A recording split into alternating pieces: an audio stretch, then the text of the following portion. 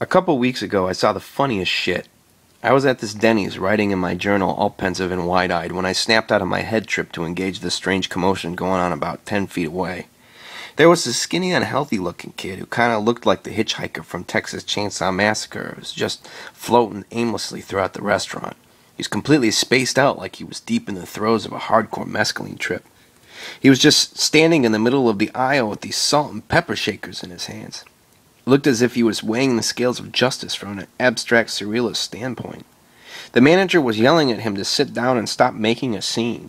He mouthed something incoherent and sat back down, slipping the salt shaker in the pocket of his leather jacket. I went back to writing and was interrupted once again by the manager's spasmodic yelling. This time he had walked behind the counter and had his fingers pressed against the glass of the ice cream freezer like the little kid outside a magical toy shop on Christmas Eve. As the manager was calling the police to take care of the adolescent lunatic, she motioned to some big redneck with a mullet and a Stevie Ray Vaughan t-shirt to swiftly take out the trash. The guy got up and moved towards him, seemingly in the tune of a Grand Funk Railroad ditty.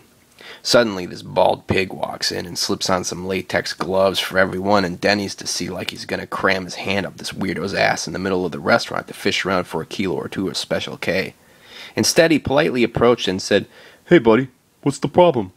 Before the kid could even reply, the pig puts a sleeper hold around his neck and drags him out the front door, bashing his face against the exit for kicks. We all go outside and watch the show.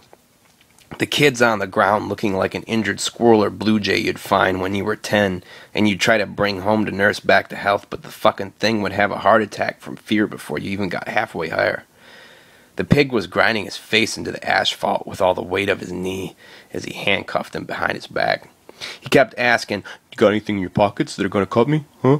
The kid mumbled something that resembled ambulance. Remembering the salt shaker, it occurred to me that I could have some fun pretending I was a concerned citizen. So I tell the pig, "Hey man, he's got something in his pocket. Some kind of powder in his shaker. I think I saw him fooling with it in the bathroom like he was going to do a line. I didn't think of it till now."